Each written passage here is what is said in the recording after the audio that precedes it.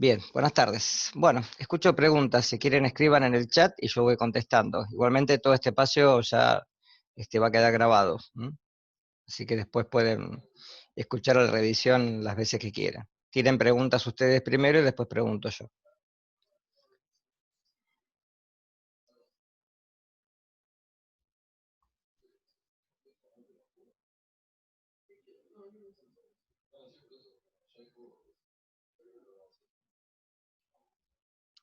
Sí, inmunidad sí. Recuerden que en relación a inmunidad, empiezo de a uno, ¿no? En relación a inmunidad lo que tienen que tener bien diferenciado es el concepto de inmunidad innata y la inmunidad adquirida. En relación fundamentalmente a los procesos que se dan en cada uno de de estos tipos. En realidad el sistema inmune es uno solo, ¿no? Uno los diferencia solamente para fines de estudio. Ustedes recuerden que hay una parte integral en donde justamente los macrófagos y micrófagos presentan antígenos, en donde hay una interacción entre ambos sistemas y por eso uno habla de sistema inmune en conjunto. Igualmente recuerden que el adaptativo necesita esta presentación antigénica para poder responder. El otro lo hace independientemente de cuál sea el patógeno de interés. De ahí que las células de defensa, los neutrófilos, las células que generalmente se encargan de fagocitar y de presentar antígenos como las dendríticas, por ejemplo, ¿sí? Son células que responden sin tener en cuenta el patógeno de interés, ¿sí? Y recuerden en qué contexto se presenta, ¿sí? Siempre en los antígenos de histocompatibilidad tipo 1 y tipo 2.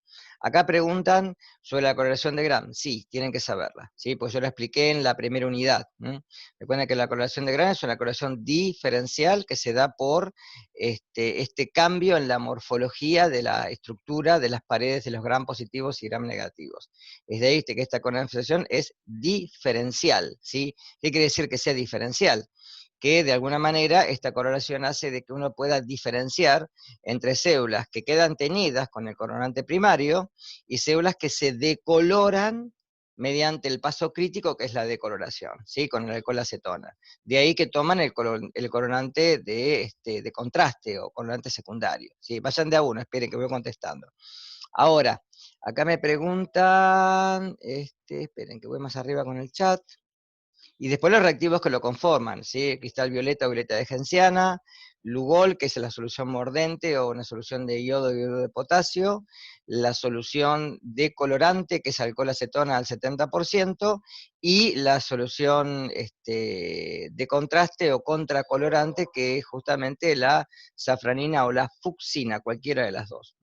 Por eso que las bacterias que son gram negativas, al tener una estructura diferencial de la pared, carente de ácidos teicoicos y lipoteicoicos, con una membrana externa justamente lipídica, y el colorante que va a penetrar y va a barrer el colorante primario, deja que las bacterias queden sin color. De ahí que usamos un contracolorante o colorante de contraste para ver las rojas, ¿sí? Si no, no se vería nada, se verían solamente las gram positivas. Bien.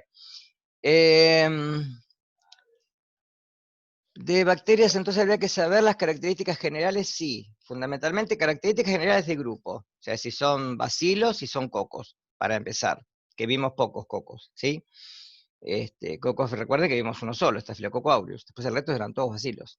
De ahí si son negativos o positivos, recuerden que la mayoría de los bacilos eran positivos por ULAN, de ahí ya tienen una implicancia para podernos aprender toda de memoria.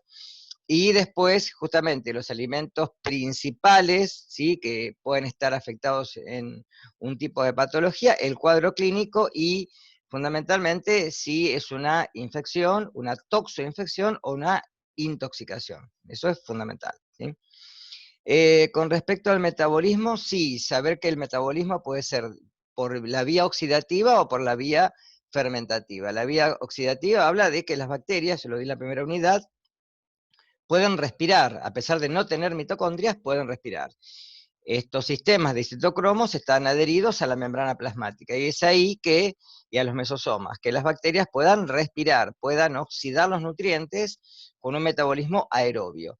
Las bacterias que son anaerobias, que no respiran, pero que se oxidan, recuerden que lo hacen como un aceptor de electrones orgánico, ¿sí? O inorgánico, distintos fundamentalmente al metabolismo del oxígeno. Acá generalmente iones inorgánicos como el sulfato, el nitrato, etcétera, pueden actuar como último aceptor de electrones. Esa es la diferencia. No se aprendan las vías fermentativas.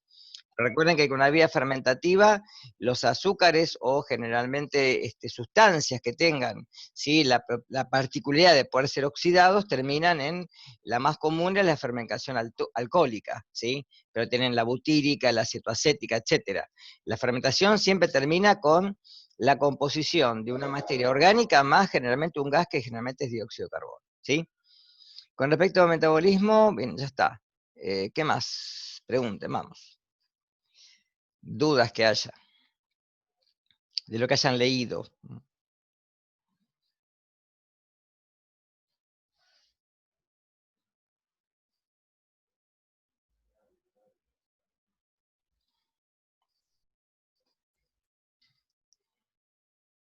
Recuerden que con la fermentación es homofermentativa, se obtiene un solo producto, y si es heterofermentativa, se obtienen más de un producto.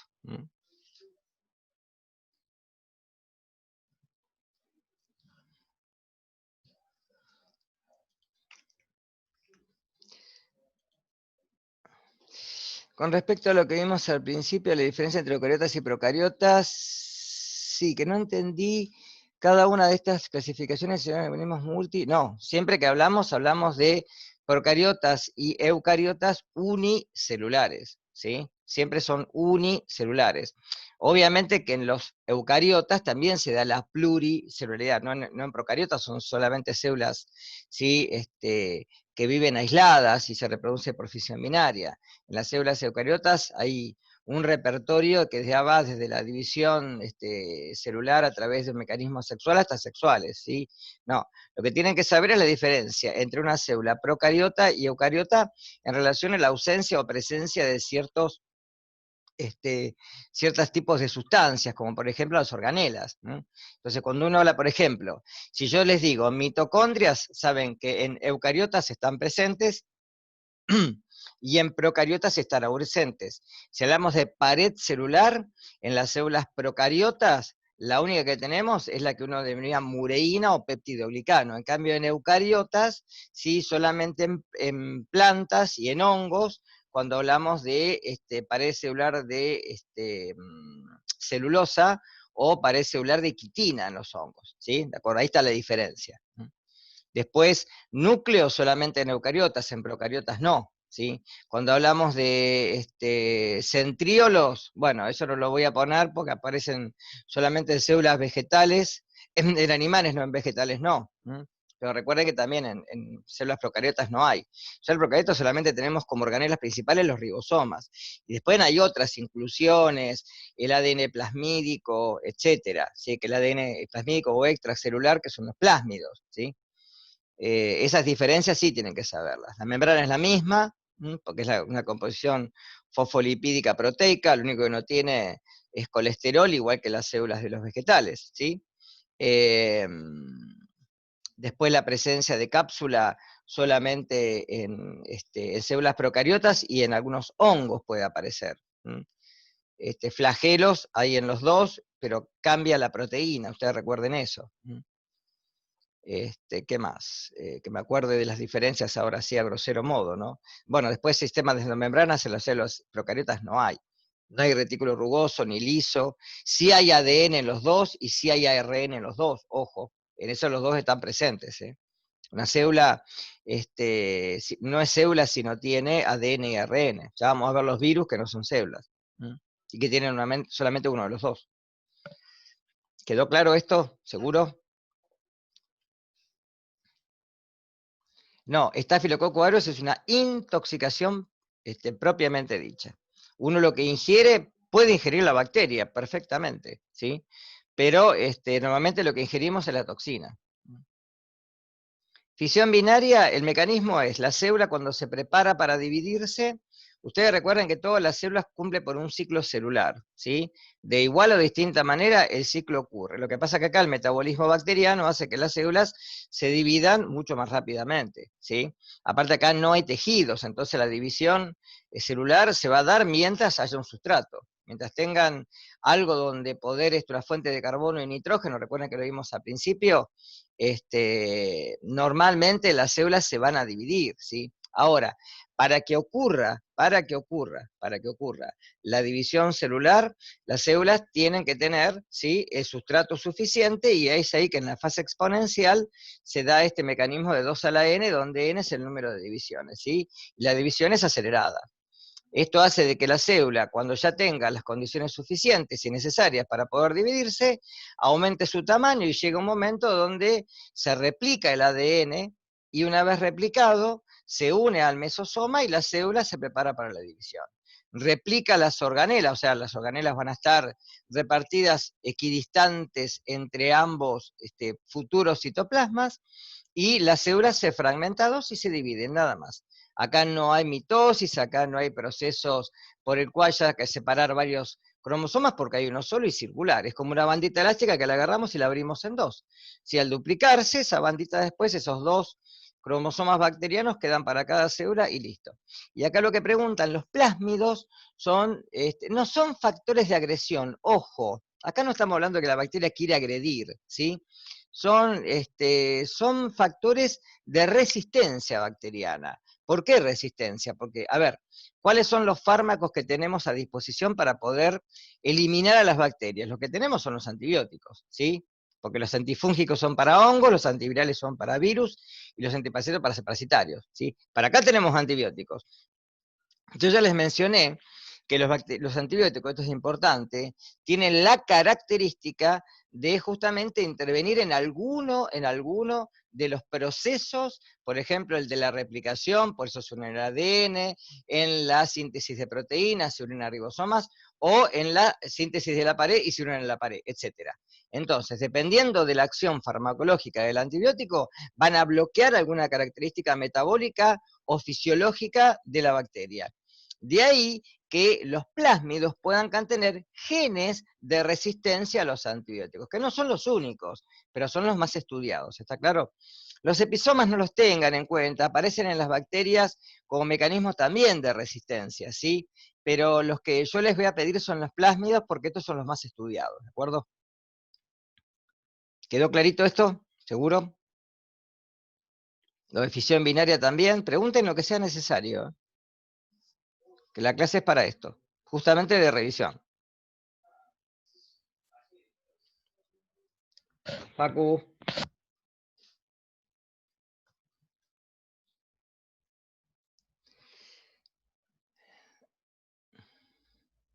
Vibrio parahemolítico. El vibrio parahemolítico tiene normalmente características de infección, pero puede generar una toxina, ¿sí? Tómenlo como un ejemplo de toxoinfección, igual que vibrio tolerae, ¿sí? Porque en realidad son infecciones. Una toxoinfección, en primera instancia, es una infección, ¿sí? A ver, en salmonela puede haber toxinas, ¿sí?, involucradas, pero el puede no involucra la generalidad. Entonces, salmonela lo damos como el síntoma clásico de una infección, igual que, ¿sí?, en algunas especies de Yersinia. Pero fíjense que en muchos de los casos hay una toxina, pero no es la que genera el cuadro clínico, ¿está claro? Por eso en vibrio parahemolíticos, fíjense que ahí en el Power dice, es más una infección que una toxoinfección.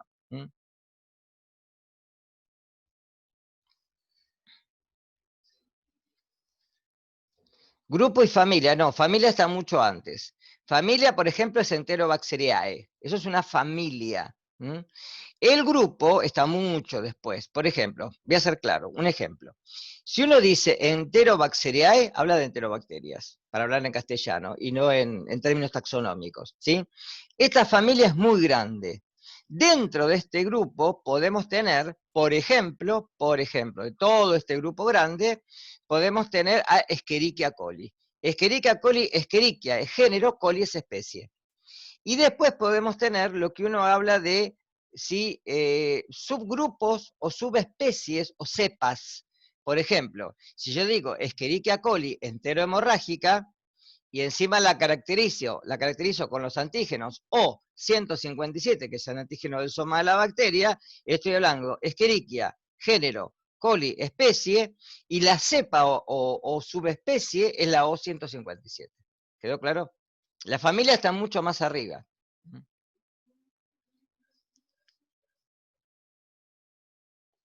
Campylobacter es una enterobacteria, es una enterobacteriae, ¿sí? Igual no es importante.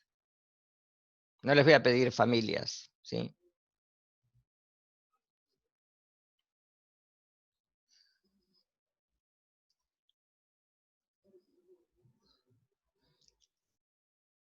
Recuerden, por ejemplo, lo que es riesgo sanitario, eso es importante, ¿sí?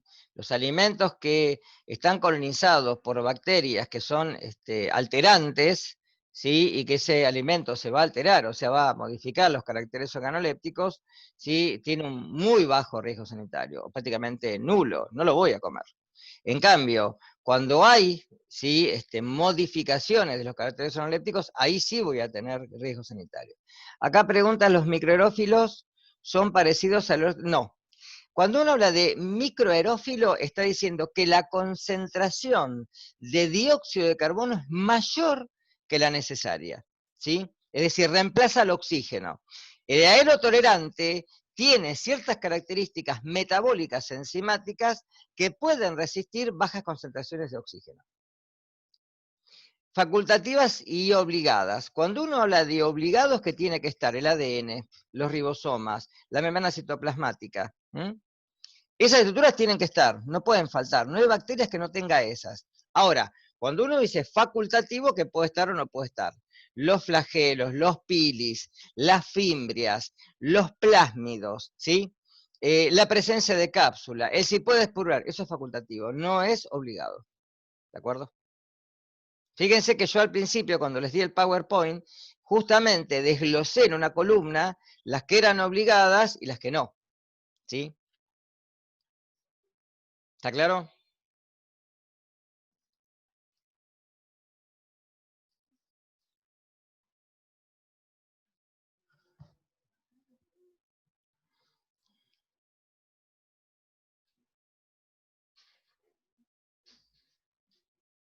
Recuerden, por ejemplo, los parámetros que utilizamos para poder tener control de los microorganismos, el pH, actividad de agua, la presencia o no de oxígeno, o sea, el potencial redox y la temperatura, esos cuatro. Y cómo actúa cada uno, ¿no?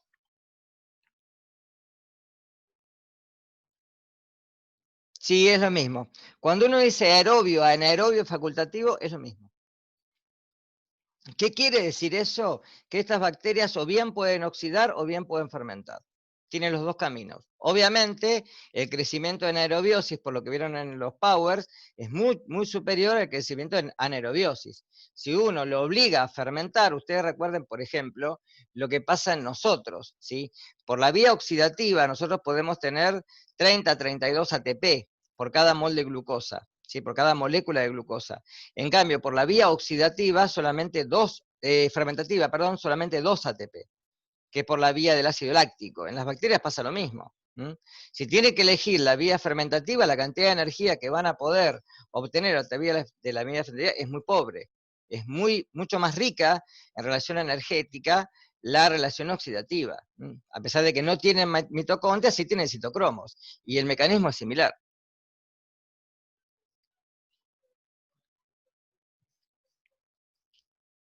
Por eso si uno a un alimento le agrega sustancias que de alguna manera frenan el potencial redox de la bacteria, van a hacer que tengan una dificultad accesoria para poder crecer, ¿de acuerdo?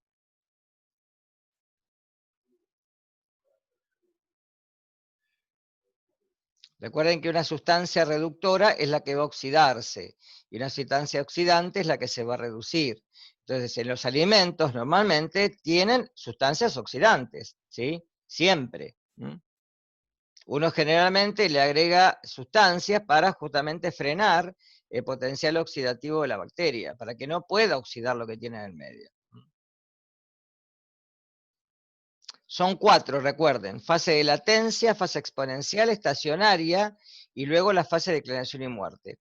Esto tiene que ver mucho con la supervivencia en un medio. Con una bacteria llega a un medio, por ejemplo un alimento, tiene los nutrientes que están en el alimento, ¿de acuerdo? Entonces comienza la fase de latencia. ¿Por qué? Porque comienza su repertorio genético a sintetizar enzimas y proteínas permeasas, por ejemplo, que hagan que ahora la bacteria se pueda adaptar al medio externo. Lo mismo pasa cuando nos infecta, se tiene que adaptar. Una vez que la bacteria se adaptó, ¿sí? La fase LAC, que uno dice es una fase de latencia, sí, de latencia, pero es una fase de alto control metabólico porque necesito ahora, ¿sí? La bacteria necesita sintetizar proteínas, enzimas, etcétera, para poder subsistir en ese medio que es nuevo. Una vez que la bacteria ya sobrepasó esta instancia, comienza la fase exponencial, donde acá la reproducción es 2 a la n, donde n es el número de divisiones. Entonces, por cada célula se forman 2, de estas 2, 4, etc. Millones en muy pocas horas. De ahí que luego, cuando se agota el sustrato, cuando, por ejemplo, las condiciones del medio comienzan a ser hostiles, por ejemplo, porque la bacteria comienza a secretar al extracelular sustancias que le son propias, y que son sustancias de excreción, con lo cual sustancias les empiezan a ser nocivos, cambian el pH, por ejemplo.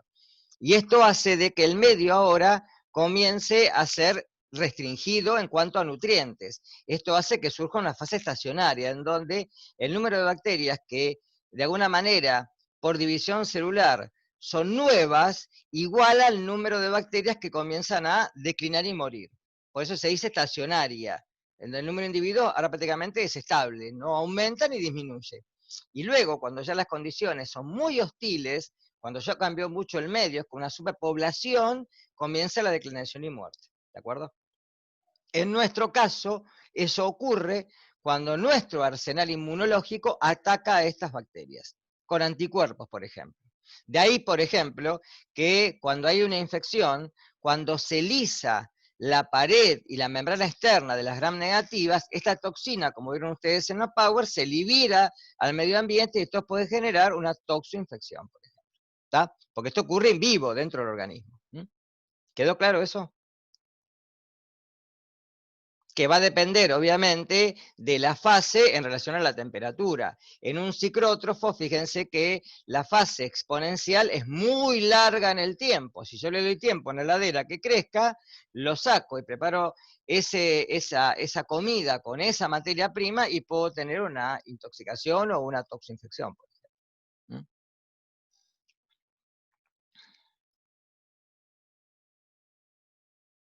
Obviamente.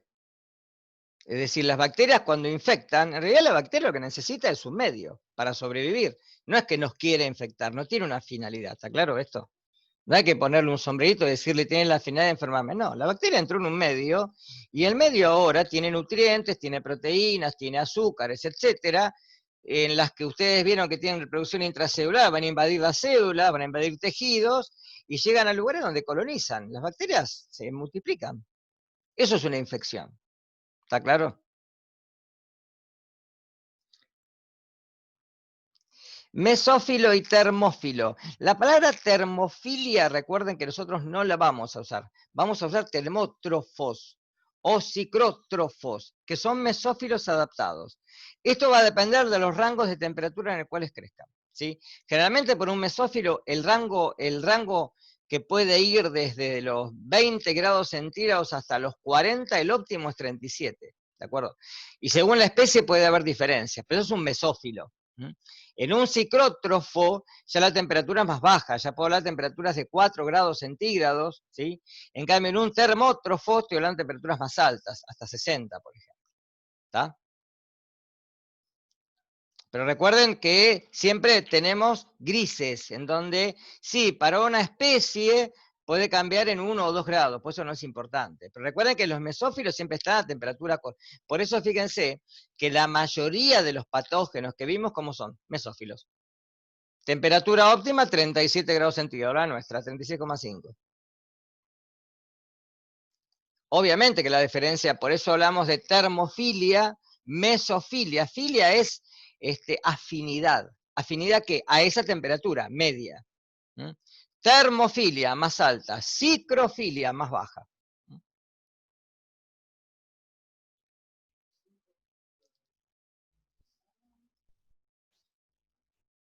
¿Quedó?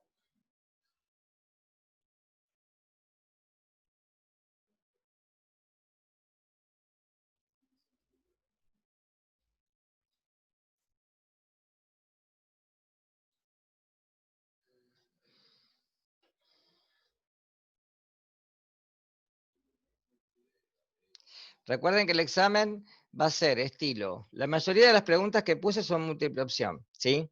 Hay creo que una o dos tablas para emparejar, ¿sí? Fíjense que si en la tabla dice sin concordancia, quiere decir que uno de los términos no tiene concordancia, o sea, no va para ninguno. Esto como unir con flechas.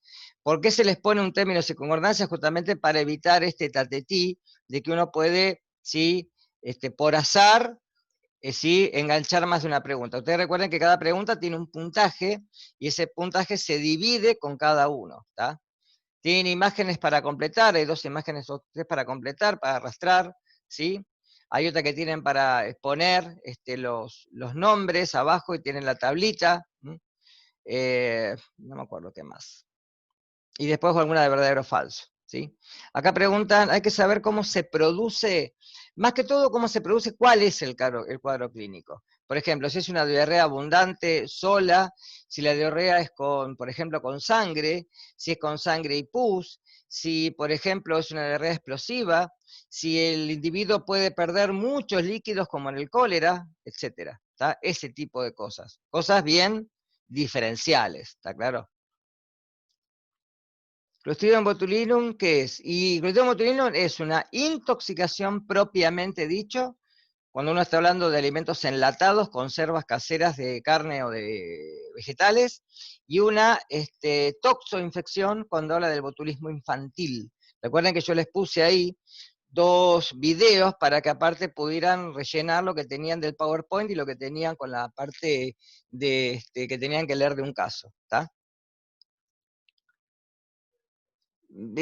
Acá me preguntan la corrección del parcial. Creo que no, porque algunos casos yo tengo que terminar la nota. O sea que ustedes terminan, recuerden yo voy a estar igualmente en la plataforma, ¿no? Voy a poner un foro por si alguno tiene problemas para entrar, etcétera. ¿Está claro? Una vez que ustedes terminan el parcial, envían y terminan. Si no, igualmente, si yo les voy a poner ahí después cuánto tiempo van a tener, si 40 minutos, 50 minutos para resolverlo, y una vez que terminen el parcial, ¿sí? Automáticamente ustedes lo envían. Si no, si se les cumplió la hora, se va a enviar solo, quédense tranquilos, ¿sí? Hay una forma automática de poder reenviarlo para que no pierdan nada. Y abajo les voy a poner un foro, ¿sí? Por si alguno, ojo, el foro no está para responder preguntas como estoy haciendo ahora. El foro es solamente por si tienen problemas con la conexión. Sí. La cocción adecuada de los alimentos se elimina el riesgo de patógenos no esporulados. En realidad no, en realidad no. ¿Por qué? Porque justamente en los esporulados los vieron en el arroz. Yo hago la cocción del arroz y las bacterias que pueden resistir al tratamiento térmico quedan. ¿Está? No, no elimina.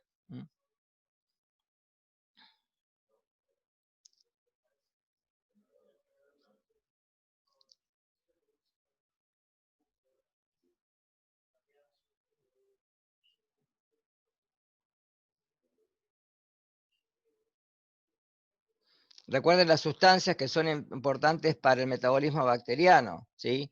Una fuente de carbono, una fuente de nitrógeno, después iones inorgánicos como los sulfatos, los fosfatos, etcétera. Fíjense todo lo que tenían ahí para ver. Las prevenciones también, sí, las formas de prevenir, pero fíjense que las prevenciones son generales, no, ahí no podemos diferenciar, sí en manera general, evitar la contaminación cruzada, evitar una refrigeración inadecuada, todo eso que les dije, eso sí, pero es general, eso no va para... Fíjense que ustedes lo leen y en todos los grupos, salvo en alguna condición muy especial, en todos los grupos coinciden. Recuerde, por ejemplo, el aclaramiento de las verduras, el tratamiento diferencial por la contaminación cruzada de crudo y cocido, etcétera, ese tipo de cosas, los manipuladores, que por eso son ejemplos, por ejemplo, Staphylococcus aureus, que puede estar en manipuladores y llegar de ahí al alimento, o salmonela también. Shigella, que recuerden que es más prevalente en el hombre que en animales, etcétera, ese tipo de cosas.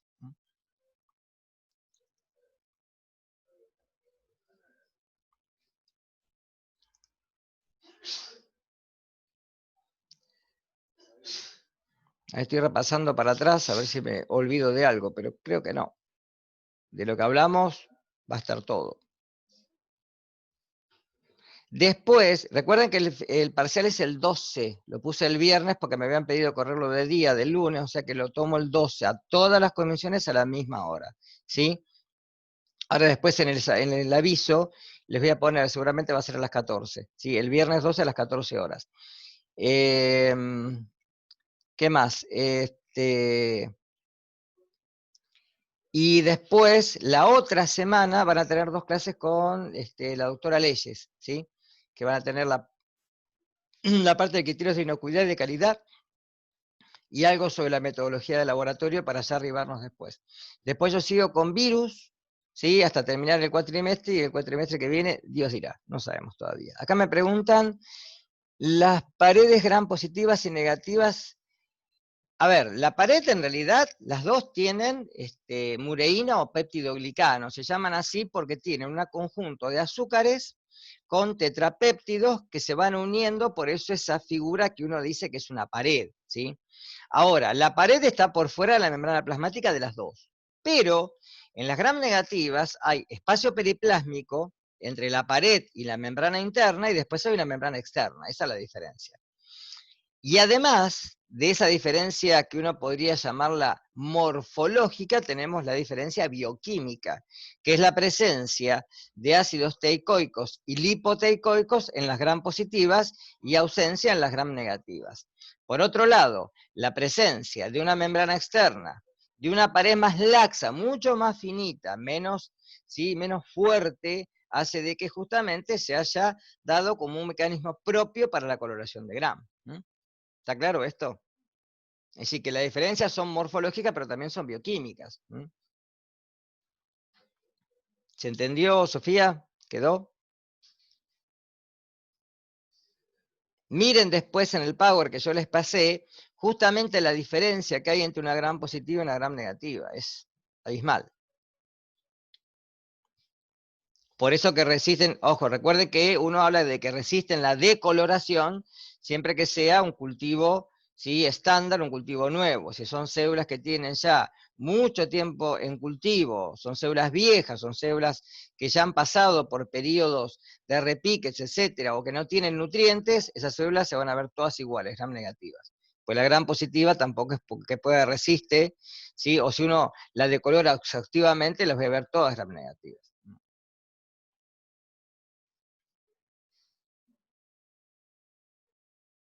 Recuerden, por ejemplo, la coloración de Ciel-Lince, que es para bacilo ácido alcohol resistentes, ese tipo de diferencias que pueden aparecer en un choice, etc.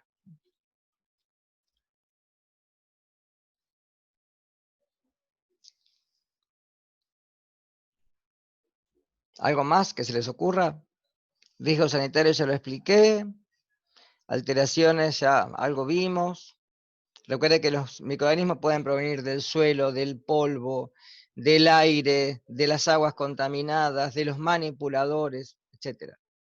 Todas esas son fuentes de ingreso, y además recuerden que el alimento ya tiene de per se una materia prima, que esas bacterias que puedan estar en la leche, por ejemplo, antes de la pasteurización, luego de la pasteurización, lo que yo hago es reducir el número de bacterias nada más, pero algunas quedan, que son las lácticas normalmente.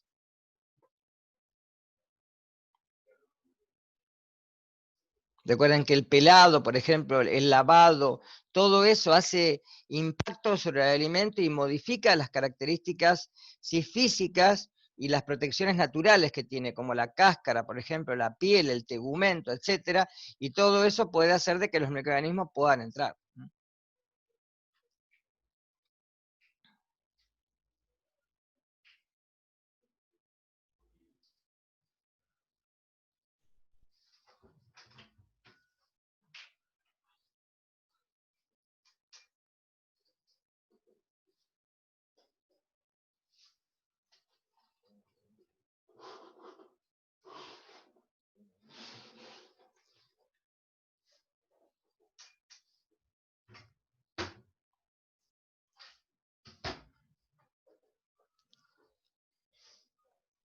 ¿Alguna pregunta más? ¿Algo más que se les ocurre? ¿Que hayan leído? ¿Que hayan visto?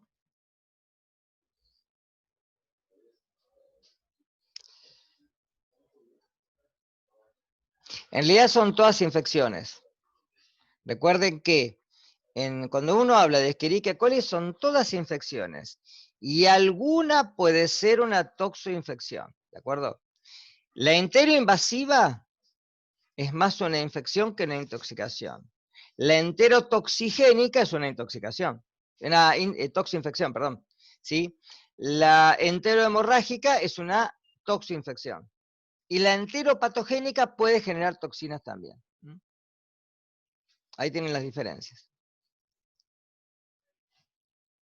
La respuesta humoral y celular, ¿cuál es? Y la respuesta humoral se da por anticuerpos. Es decir, cuando los linfocitos T, los helpers, ¿sí? Estamos hablando de infección primaria. Primer encuentro con el antígeno, porque si no es diferente, ¿sí? Cuando el linfocito T, el helper o colaborador, le es presentado un antígeno en el contexto celular por una célula presentadora de antígenos, dependiendo del antígeno que le es presentado, es decir, si el patógeno se lo está presentando en un antígeno de histocompatibilidad tipo 2, quiere decir que el patógeno es exógeno. Entonces lo muestra, ¿sí? Después que lo fagocitó, lo digirió dentro de un fagolisosoma, lo presenta en este contexto. Y ahí el helper lo que va a hacer es activar a un linfocito B a través de las interleuquinas, ¿sí? Esta acción hace de que ahora el linfocito B, y al ser activado, se diferencie. ¿En qué? En una célula plasmática y una célula B de memoria.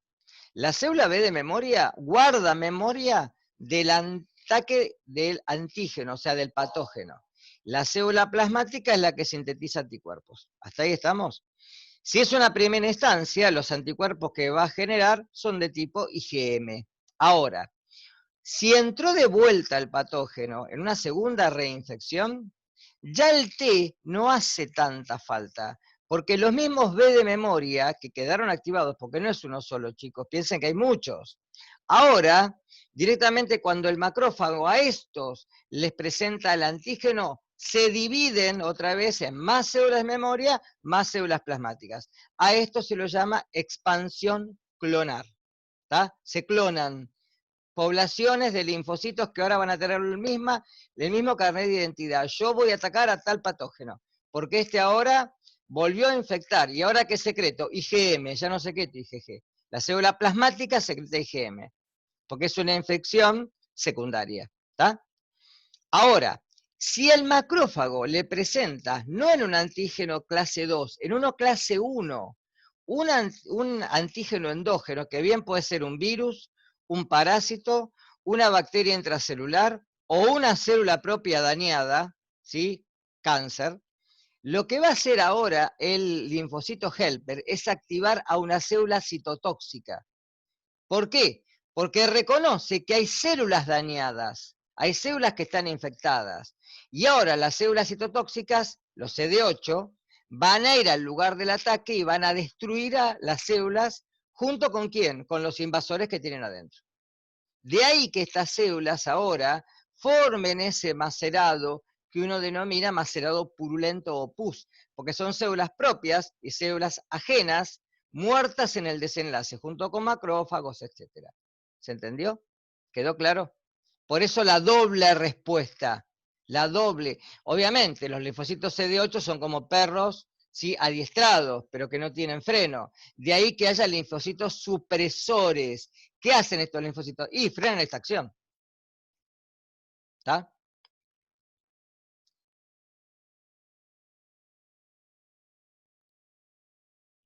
Los vibrios son mesófilos en su mayoría. Yersinia está considerada un ciclótrofo que la vieron en la misma clase. Pero los vibrios son mesófilos. De ahí la temperatura del agua, etcétera, que exigen para el crecimiento.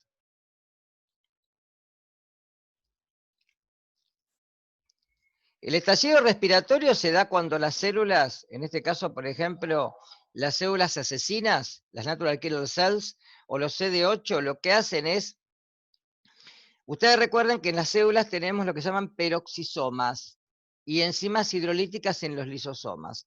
Con lo cual, cuando una célula quiere dañar, lo que hace es eliminar hacia el extracelular este tipo de arsenal.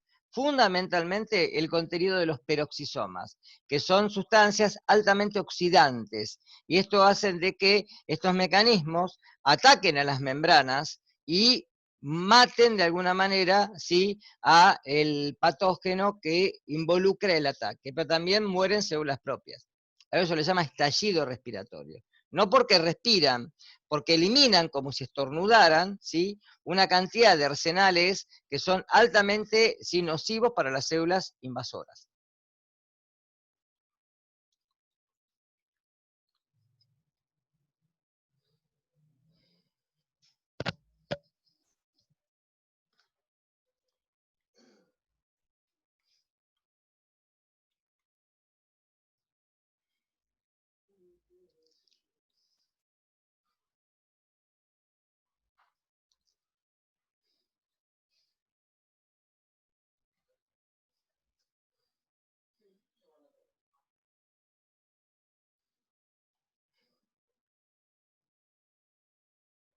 ¿Alguna más que se les ocurra? ¿Algo más?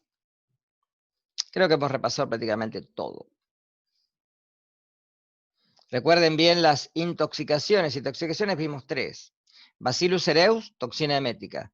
Staphylococcus aureus y Clostridium botulinum, ¿sí?, la enfermedad que generalmente causa como intoxicación propiamente dicha. ¿Sí? Infecciones clásicas, salmonella, Yersinia. ¿Mm? Listeria es una infección. ¿Mm? ¿De acuerdo?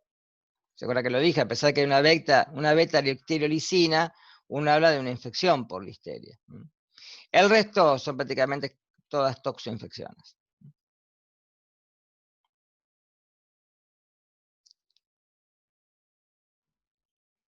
Para hacer un resumen, ¿no?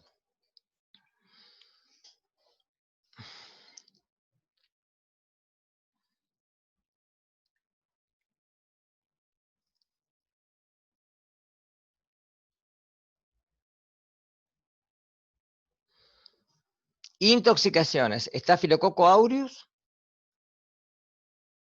Clostridium botulinum. Recuerden que hay 2, pero generalmente cuando uno habla de enlatados, conservas, ¿sí?, habla de intoxicación. Solamente la toxoinfección de Clostridium botulinum se da en el infantil, únicamente. Porque el adulto ya tiene IgA secretoria y lo barre. Y cuando hablamos de otra intoxicación es la toxina emética de Bacillus cereus. Esas son intoxicaciones, esas 3 nada más.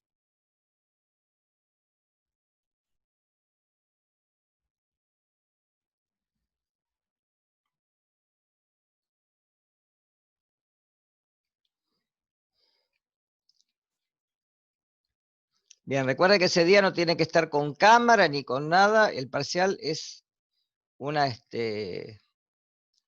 una competencia para ustedes, ¿de acuerdo? Y cuando digo competencia hablo de una habilidad de haber adquirido el conocimiento, o sea que acá va en la rigurosidad de ustedes de hacer el parcial de solo.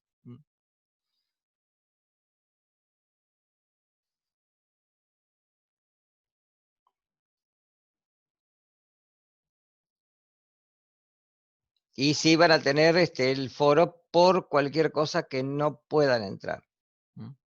Igualmente hay un rango de tiempo en el cual ustedes pueden entrar, ¿se entiende? Es decir, tal vez haya más de 1 hora para poder entrar al parcial, ¿de acuerdo? Eso quiere decir que no tienen que entrar a las 2 en punto, pueden entrar 2:10 y ven que se les cuelga, les pasa algo. Pero sí, dentro del parcial van a tener un límite, ¿sí?, que son 40 minutos más o menos, dentro del parcial. Una vez que pusieron iniciar, intentarlo, una vez que lo intentan, intentar resolverlo, ahí sí tienen, ¿sí?, un lapso de tiempo, pero en total van a tener más para poder entrar por cualquier cosa, ¿sí? Esto no quiere decir, por favor, que copien las preguntas y las pasen, no hagan esa trampa. Piensen que es para ustedes el parcial.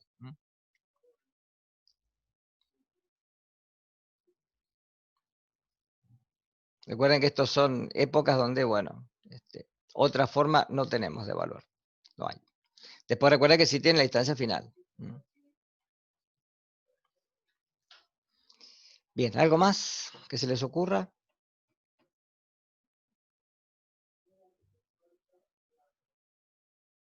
Sí, pueden volver las veces que quieran. No tiene opción de, pueden ir para atrás. Es como un parcial de mano.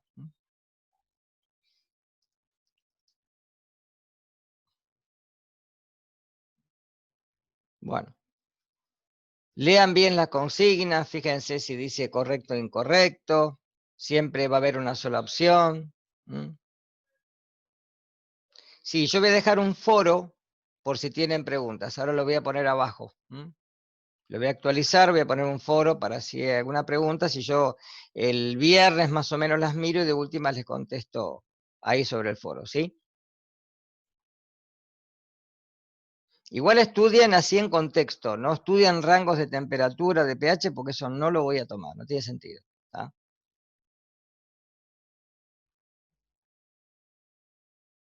Bien, nos vemos entonces, ¿sí? La otra semana. Recuerden que después, el otro lunes, sería el lunes 13, 14, 15, el lunes 15, tienen la clase con la doctora Leyes, ¿sí? Por el mismo medio, yo le puse a la misma hora y todo, el lunes a las 15, ¿sí? Cualquier cosa se les comunicará en plataforma si hay algún cambio. Bueno, buen fin de semana y estudien, ¿sí? Espero cualquier cosa, alguna pregunta en plataforma, ¿sí?